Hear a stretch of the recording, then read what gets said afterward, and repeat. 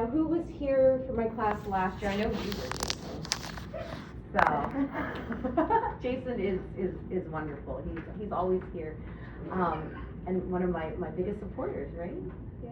Aw. Was anybody else here last year for the? Okay, so we're starting fresh. Okay. One of the things from last year that I'm gonna put in this class too. So we're gonna talk, I want everybody's permission to go a little deep into what reality actually is, because this is how you can create your own reality when you understand the mechanisms of this reality that we're experiencing. Are you guys okay with a little bit? It's just, it's not like super deep rabbit hole stuff, but it is quite interesting and I think very mentally stimulating. So, when a tree falls in the forest and nothing's around to hear it, nothing's around to hear it, does it make a sound from a neuroscience perspective? Would anybody like to make a guess? Yes, no, sound, no sound? So you say no? Okay, no, you say, okay. So you guys are right. When a tree falls in the forest, what actually happens is there's vibrations, okay? And it's data that gets interpreted, it gets taken in through the ears, and the mind turns it into something meaningful, which is sound to us. So the things that we perceive through our senses do not exist outside of the perceiver. Does that make sense? You need the perceiver to perceive the experience, because otherwise it's just data. So like people who don't have hearing, they can sense the vibrations, but they don't have the mechanism to turn that data into sound. So sound is just data that we're turning into sound. Same with color. Color doesn't exist by itself. It's light waves that we're picking up through our eyes, and we're turning them into, our mind is turning it into color. Just how like some people are colorblind and they can't see certain colors because they just lack the ability for their mind to turn that into something meaningful. Same with all of our senses, but those are the two easiest ones to explain. So some other things to show how much power our minds have. Has anyone heard of the placebo effect? Okay. Now, in Western society, we tend to be very dismissive. And a lot of people will, oh, hello there, will dismiss it as, oh yeah, it's just the placebo effect.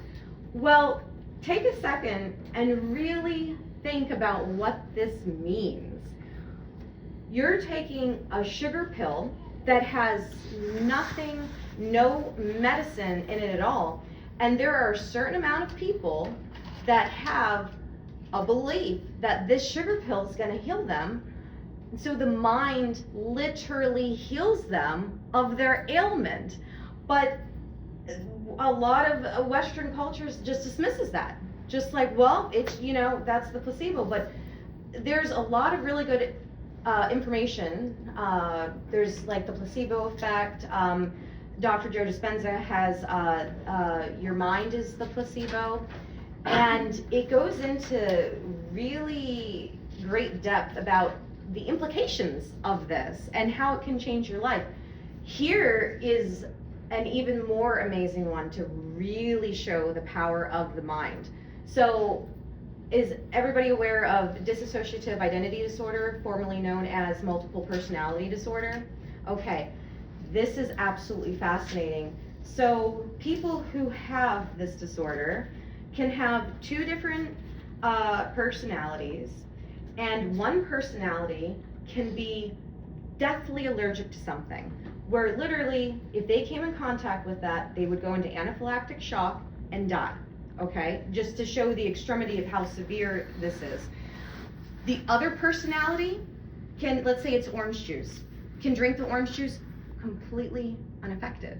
Completely, it's same body, but two different ways of processing that information. And this is something that we've known for a long time.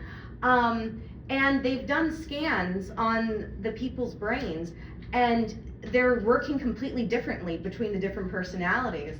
And to me, that is so utterly fascinating, because that means the mind is literally creating the experience that we're having. And once you can understand some of the mechanisms, you understand that you have way more power than you ever thought that you did. And once you learn you have that power, you can use it, and you can become the CEO of your life instead of a victim to your life, with everything happening to you and in a stress state, just trying to get by. Instead, you can learn to thrive, because the mind is that powerful. So, is this making sense so far? Is okay? And if we have any questions, you can feel free to let me know. I did a little thought flow to make sure I don't forget anything. So one of the things that we'll start with is our minds are like computers, okay? They are programmable. When you come into this world, it is pretty much a neutral computer. And when you're first born, you're in the slowest brainwave state, which is delta. That's why babies sleep a lot, because delta brainwaves are very slow. When you sleep at night and you're in the deepest cycle of your sleep, it's called delta, and it's where the brain is going very slow, and you're downloading information. Now, when you get around 1 to 7 years old, your brain is primarily functioning in theta, which is a little bit faster than delta, but it's still very slow brain waves. Theta is associated with hypnosis, okay? So when people get hypnotized, it's through theta brainwaves, because what happens in theta brainwaves is the prefrontal cortex, which is the eye inside of your head that's analyzing everything, and it's the guard to your subconscious. It's not going to let a lot of things in, because it's like, I already have this programming and I'm going to defend this programming. But in theta, which is also when you start to fall asleep at night and you're in that stage where you're still awake, but you're sort of asleep, you know, that like that really wonky stage where you're, you know, about to fall asleep. So when you're experiencing theta, information can go into your subconscious. So if you think of like those hypnosis programs that you listen to while you sleep, it's because it's entering the information in when the conscious mind, which is like it's like the guard dog. It's like the woo, woo, woo, we're not gonna, this, no, this isn't gonna enter in here. So children, this is so important. Children from 1 to 7 years old are in theta.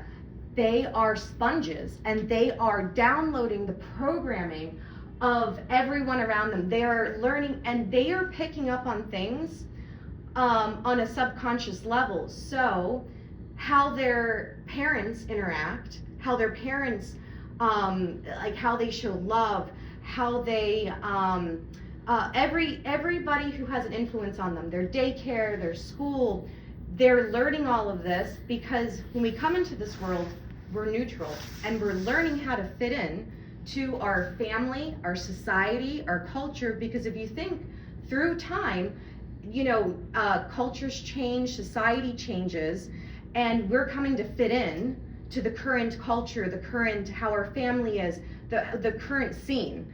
And so that's why children are so programmable, because they're downloading everything. And like, okay, well now I'm gonna use this, whether it's good or bad. The brain doesn't determine, it's a neutral. So it could be really bad programming, and doesn't matter. Goes into the brain, that's how we're gonna function.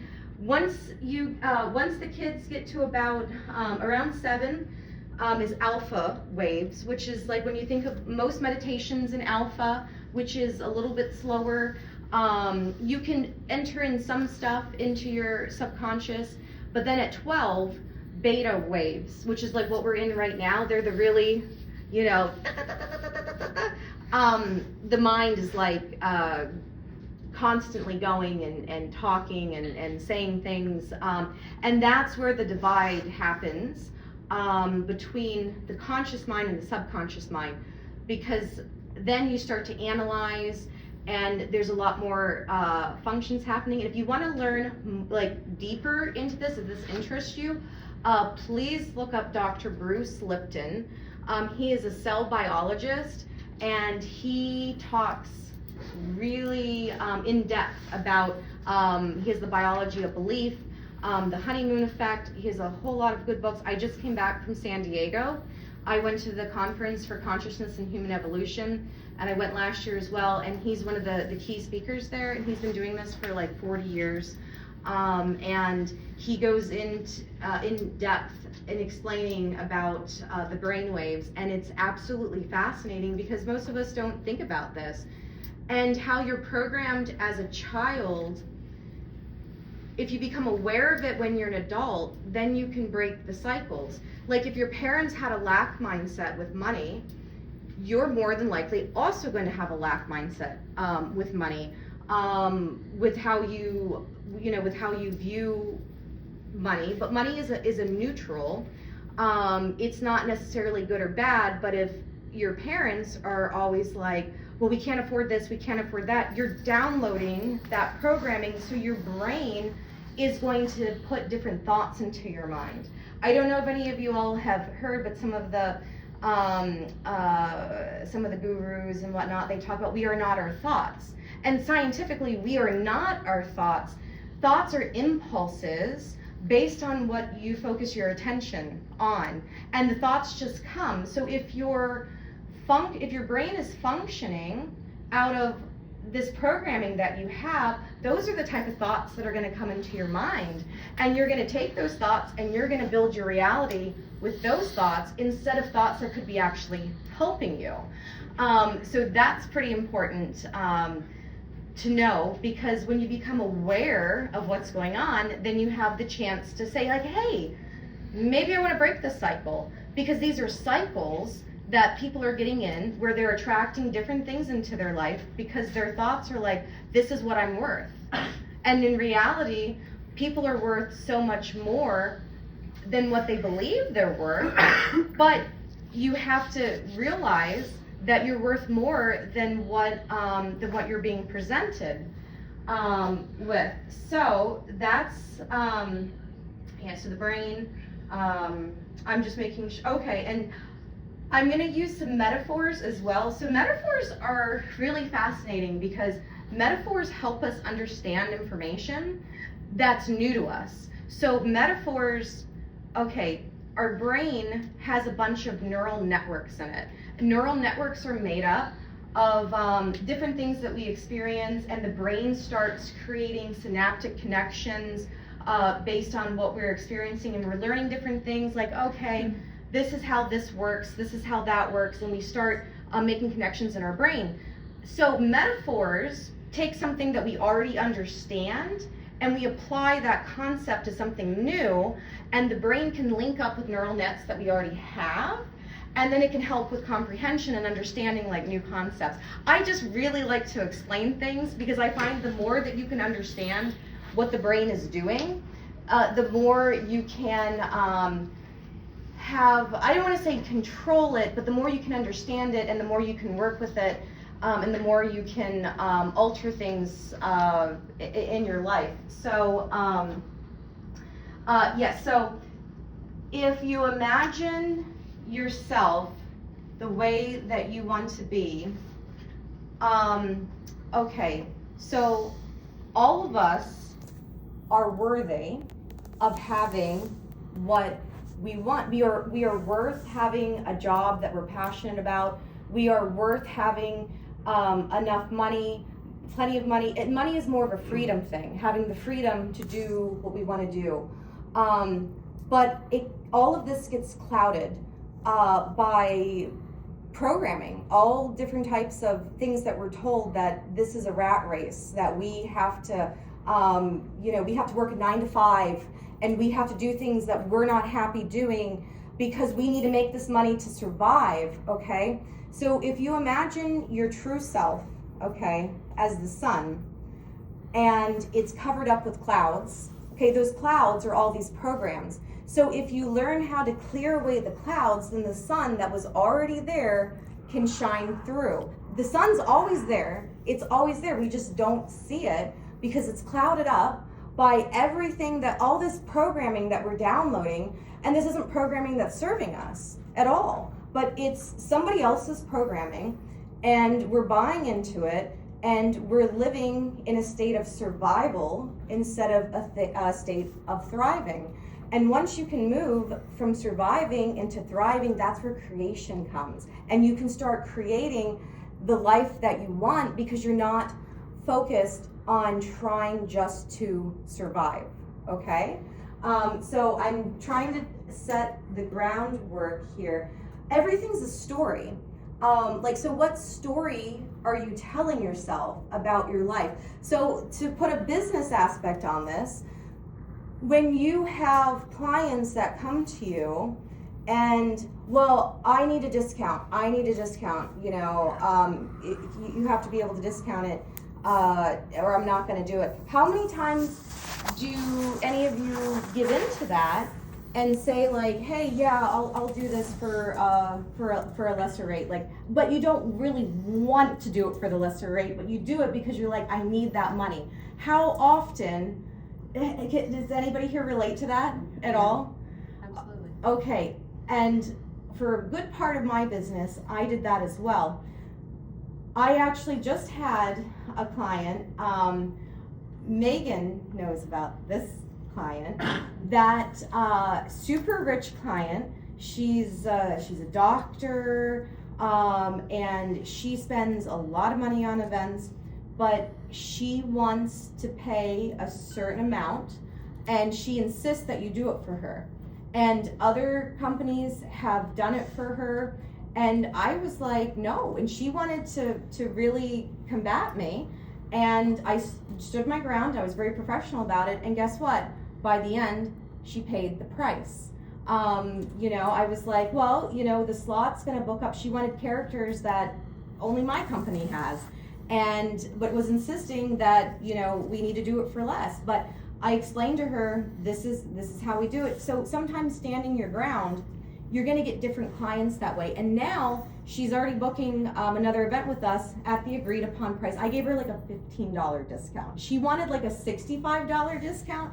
And I did a little bit of a compromise, and she said she was gonna do another event. Cause I'm like, $15 is, it's worth it if she's gonna be booking another thing.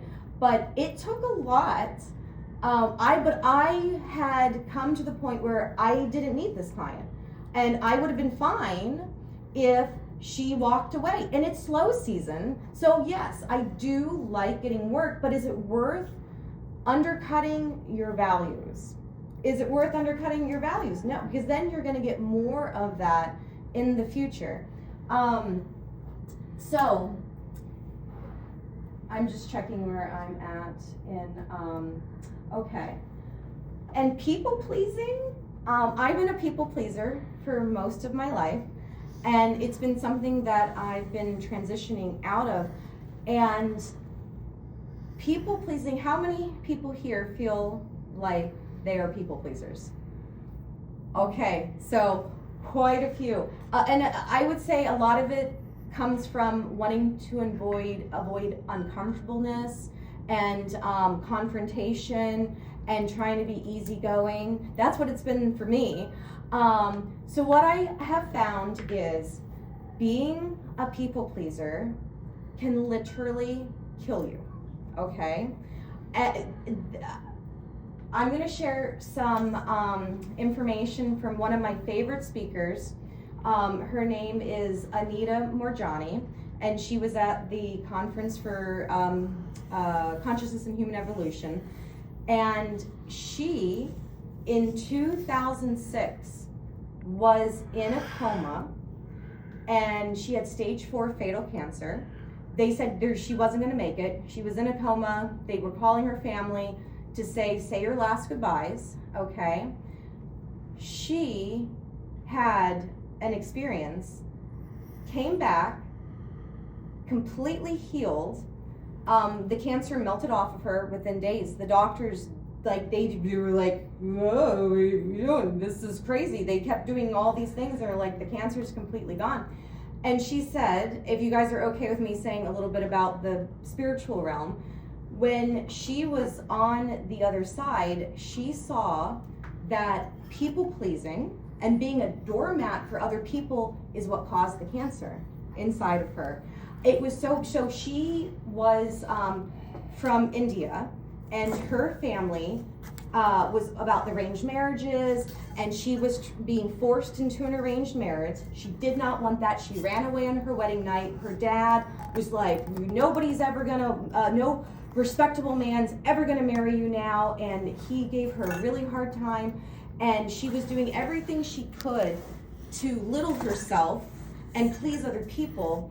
And by the time she had stage 4 cancer, she looked like she was she showed us pictures, and she did not look like what she looks like now.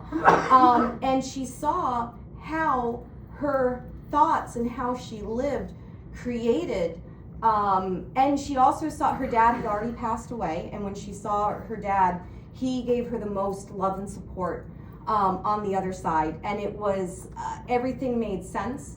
And she saw that every person on this side, everything, we were all wearing masks. We were here playing, we're here in a play, and we're wearing costumes. Our culture, our politics, everything are these masks that we wear, and we're experiencing things through this way. And on the other side, there's none of that. We see that this is, and when you can start to understand these concepts, it's freeing, because then you understand that when you judge other people, even the clients that are not, that are, that we're not crazy about, but when you learn that they're just doing the best that they can do with their programming, and you realize that, like, hey, this is just how they're programmed, and that's okay. So instead of judging, we use discernment about what we want to put our attention and our focus on, because what you hold in your mind is what you bring into your life. So, okay, I developed this, I came up with this. It's a little cheesy, okay, so I'm warning you ahead of time. But this helps keep me on track whenever I'm feeling like in a negative cycle. So I came up with this PIA, P-I-A, but there's a couple for the P, there's a couple things for the P, there's a couple things for the I, and there's a couple things for the A.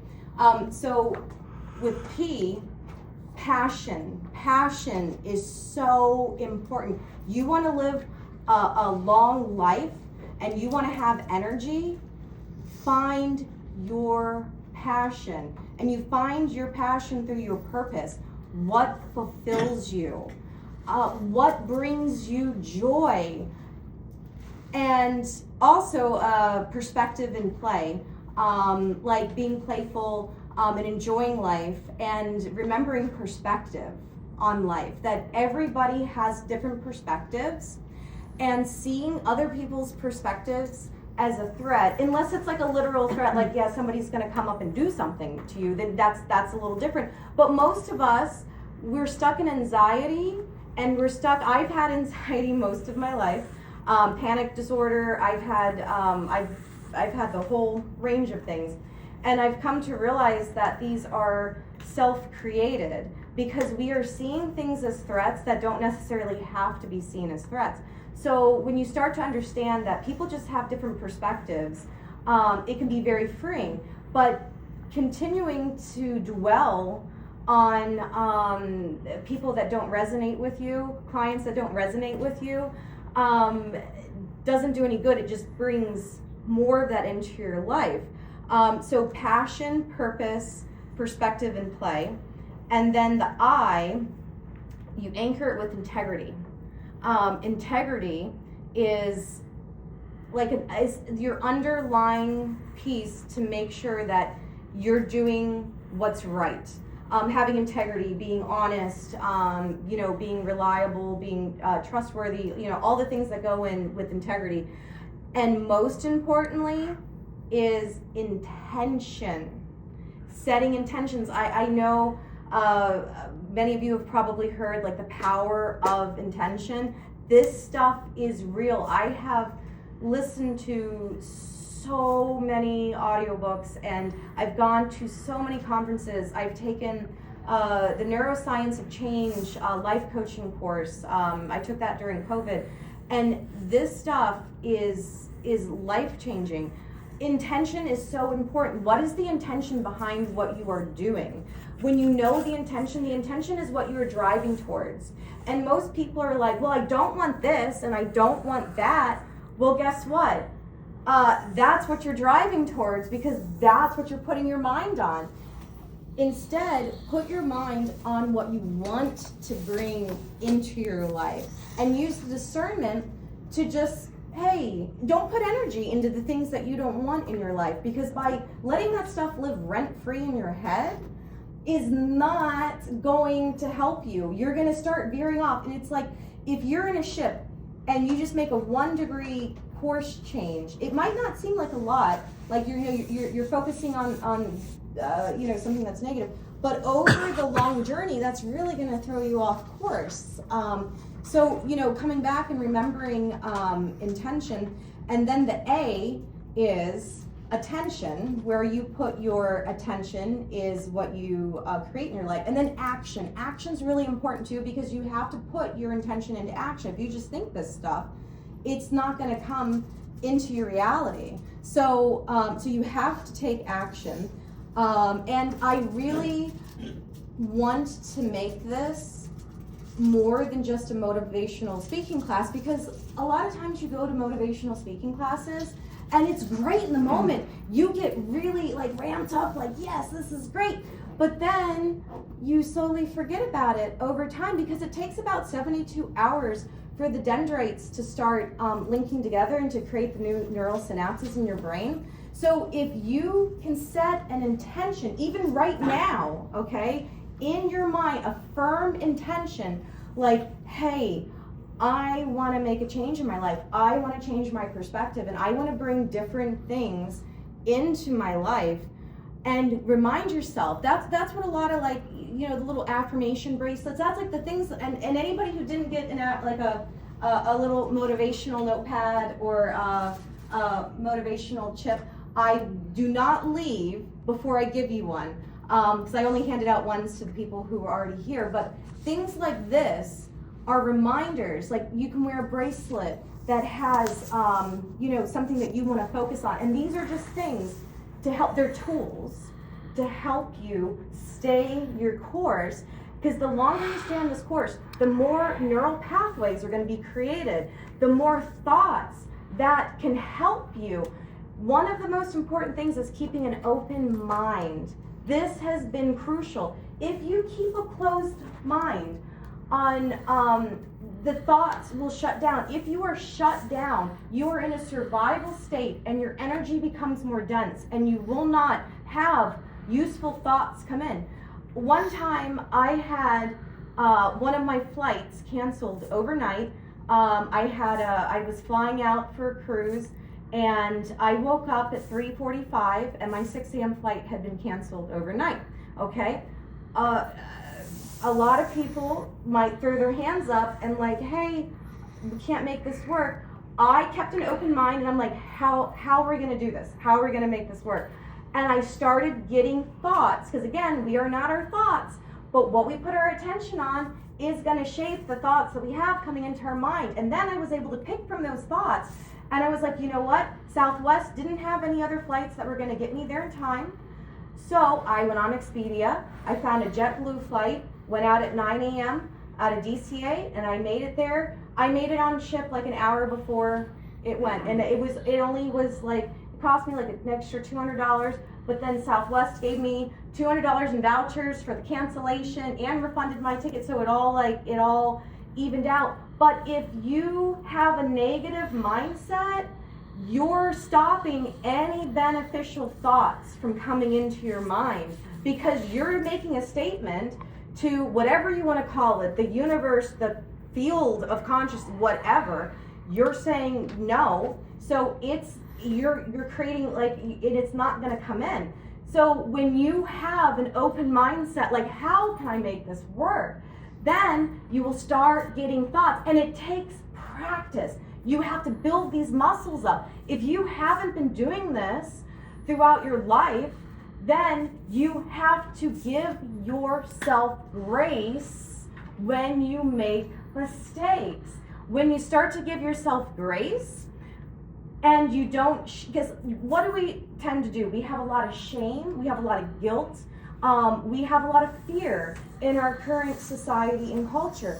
And we reflect that back into ourselves. We feel like we're always like, and I'm just saying, I'm using generalizations of how the general, like, people generally are. We are like, oh no, I can't do that, or oh no, I don't deserve that. And when you think in those lower vibrational energies, those are the type of thoughts that you're going to have continually coming in, and you're going to build more of them, and the neural nets in your brain are going to be like, this is what I want. But how does living in those negative fields, how does that work out for anybody? And getting upset at yourself when you make mistakes, what good does being hard on yourself do? Has that ever worked for anybody? But we believe in our minds that if we're hard on ourselves, then we're not going to make that mistake again. But you're creating all this anxiety and all of these negative neural nets in your brain that are going to bring more of that into your life. So granting yourself grace and granting others grace is very peaceful, and it will help you with building these muscles, because if you can cut yourself a break, then you are more likely to change your mind, because you're not being harsh. Because when you're harsh, you're shutting down instead of opening up. So that, and nothing is more important than being your authentic self, okay? And this goes in with the people pleasing. And this is so important for parents of kids. How we talked about the programming, about kids 1 to 7 being in theta brainwaves and downloading everything. If you are your authentic self and you practice higher level emotions of love and empathy and granting yourself grace and others grace, that's the programming that the children are going to pick up on, okay? That makes a huge difference. You can put on a mask and fake things, but kids pick up on the true intention, because they don't have the same beta waves, they don't have the same, their prefrontal cortex is not working the same way that ours. They can't put on a mask like we can, okay? So they're picking up on the underlying feelings. So the more that we can be our authentic selves, the more we can thrive instead of survive. And this affects every aspect of life, from your business to your mental health, to your physical health, to your personal relationships, to everything in your life. As a society, we symptom treat so many things, but if you don't fix the core, the issues are going to keep coming back. Symptom treating is totally fine. I go and I get massages and I do things, I like nice things like that. But if you're not fixing, like, well, why are you getting these tensions? All of these things are nice, but if you can take time to look at, well, what's the core, what's causing this? Everything is psychosomatic. Everything that we experience is created by our minds. So if you can figure out what trauma, or what, and it doesn't even have to be a trauma, it can just be whatever programming is underneath what's bringing the different things into your life, it can make a really big difference. So yes, so authentic self is very important. We went over judging others, and compassion and understanding is really paramount. When you can start to, you don't have to agree with the bad clients or the people in your life that you don't like, but when you can understand that they have a different perspective and that's okay, then it's very freeing, okay? And so one of okay, I'm going to talk a little bit about, so one of my favorite, I know I've talked about a few different really good speakers. One of my favorite that has really changed my life is Dr. David R. Hawkins. He died in 2012. He was an MD, PhD. His books are so incredible. And the one that I just finished is Letting Go, The Pathway to Surrender. And he talks about how important letting go is. So when things happen to us, we tend to do three things, okay? We tend to suppress and repress, express, or escape. I'm going to read the suppression and the repression part and then just give a really brief summary of the other two, because suppression and repression is an underlying cause for almost everything that we experience, okay? So suppression and repression, these are the most common ways in which we push feelings down and put them aside. In repression, this happens unconsciously. In suppression, it happens consciously. We don't want to be bothered by feelings, and besides, we don't know what else to do with them. We sort of suffer through them and try to keep functioning as best we can. The feelings that we select to be suppressed or repressed are in accord with the conscious and unconscious programs that we carry within us from social custom and family training. The pressure of suppressed feelings is later felt as irritability, mood swings, tension in the muscles of the neck and back, headaches, cramps, menstrual disorders, colitis, indigestion, insomnia, hypertension, allergies, and other somatic conditions. When we repress a feeling, it is because there is so much guilt and fear over that feeling that it is not even consciously felt. It becomes instantly thrust into the unconscious as soon as it threatens to emerge. The repressed feeling is then handled in a variety of ways to ensure that it stays repressed and out of awareness. Of these mechanisms used by the mind to keep the feelings repressed, denial and projection are perhaps the best known methods. As they tend to go together and reinforce each other, denial results in major emotional and maturational blocks. It is usually accompanied by the mechanism of projection. Because of guilt and fear, we repress the impulse or feeling that we deny its presence within us. Instead of feeling it, we project it onto the world and those around us. We express the feeling as if it belonged to them. They then become the enemy, and the mind searches for and finds justification to reinforce the projection. Blame is placed on people, places, institutions, food, climatic conditions, astrological events, social conditions, fate, God, luck, the devil, foreigners, ethnic groups, political rivals, and other things outside of ourselves. Projection is the main mechanism in use by the world today. It accounts for all wars, strife, and civil disorder. Hating the enemy is even encouraged in order to become a quote-unquote good citizen. We maintain our own self-esteem at the expense of others, and eventually this results in social breakdown. The mechanism of projection underlies all attack, violence, aggression, and every form of social destruction. So, I'm not going to get into the whole book. The other ones are expression is when you're constantly venting about something, you're enforcing that energy. Not saying that you cannot vent. I vent sometimes, but limiting it, allowing it to come, and then channeling it into something more positive. And then escapism is the other way that we deal with negative feelings, and that is, drinking, using mechanisms to escape the feelings of the that we don't want to experience. But it's primarily, most of this is repressing and suppressing feelings, and that's where all of this negative stuff stems from, and it builds within you, because you know how much energy it takes to repress feelings that you don't want to feel. It takes so much energy, and that's where triggers come from. Okay, triggers are when there is an external situation that gives a justification to allow out some of that repressed steam.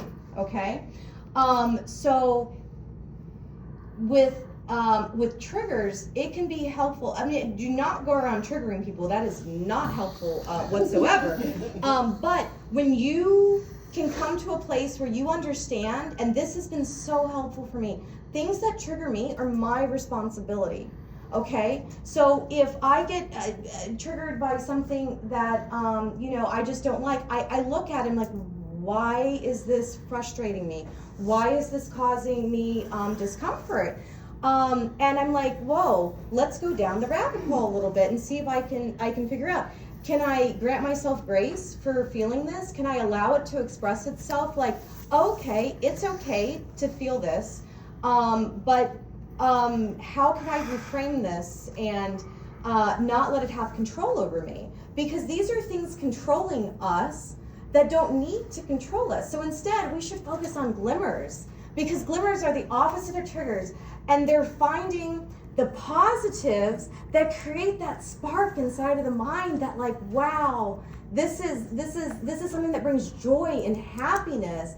And as we've already explained, when you put your mind on the positives, and it's not saying that the negatives don't exist. It is not saying that none of that doesn't exist, because you have to understand the negatives to understand the positives. It's the yin and the yang. It's the balance of everything. If you say, no, none of this negative stuff exists, then you're not seeing the whole picture. And you're not seeing everything. Who had the opportunity to watch the video that I posted like 2 days ago? And it's okay if nobody had a chance to. So if not, if you guys don't mind a little bit of fun homework, or at least I think it's really fun, I posted up in the Fan of Capital Conventions page, and if you don't have Facebook, you can just send me a message and I can send it to you. It's the it explains the 7 Hermetic principles.